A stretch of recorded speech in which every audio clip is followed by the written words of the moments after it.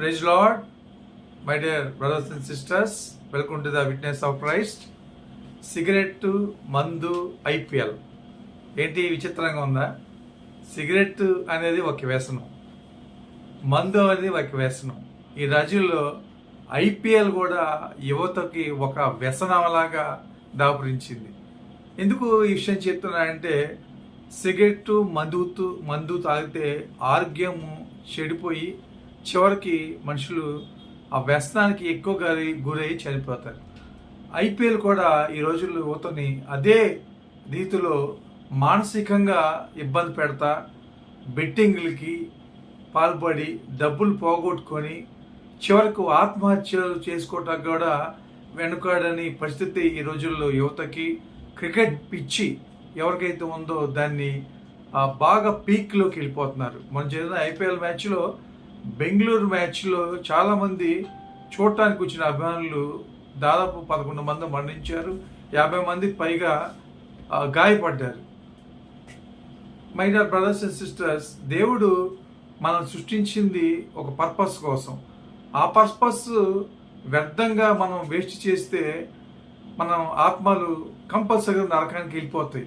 ఈ రోజుల్లో యువత అట్లనే సిగరెట్లు, మందులు కాకుండా ఈ క్రికెట్, ఐపీఎల్ వచ్చిన దగ్గర నుంచి బాగా దానికి ఎడిట్ అయిపోయి జీవితాలను నాశనం చేసేసుకుంటున్నారు. గెలిస్తే క్రీడాకారులకు డబ్బులు వస్తాయి, మేనేజ్మెంట్ డబ్బులు వస్తాయి, వాళ్ళ ఫ్యామిలీ సంతోషంగా ఉంటారు. కానీ చనిపోయిన ఫ్యామిలీస్ ఎంత దుఃఖపడతారు. దేవుడు నీ ఆత్మని ఒక పర్పస్ కోసం సృష్టిస్తే నువ్వు దాన్ని వ్యర్థమైన దానికోసం బలి చేసి నీ ఆత్మని నరకానికి అప్పచెప్పుకుంటున్నావు. క్రైస్తవ యవనస్తులారా, క్రైస్తవ బిడ్డలారా, మరీ ముఖ్యంగా మీరు గమనించండి. అన్యులకేటు దేవుడు వాక్యము, దేవుడు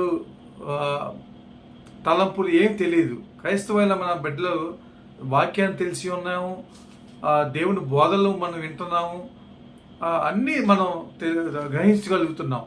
ఆ గ్రహించగలిగే జ్ఞానం దేవుడు ఇచ్చినప్పుడు వ్యర్థముగా మనం ఈ వ్యర్థమైన వాటి కోసం మన సమయాన్ని ఎందుకు వృధా చేయాలి?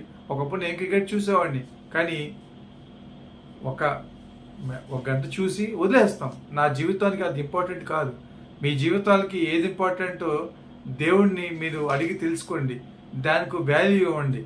అర్థమైన వ్యసనాలకు బానిసలయ్యి తాగుడు, మందు, సిగరెట్, వ్యభిచారం, క్రీడలకు మీ జీవితాలను నాశనం చేసుకోవద్దు. క్రైస్తవుల మీ యవనస్తులారా, బిడ్డలారా, దేవుని ఉగ్రతలకు మీరు గురి కావద్దు. Praise lord.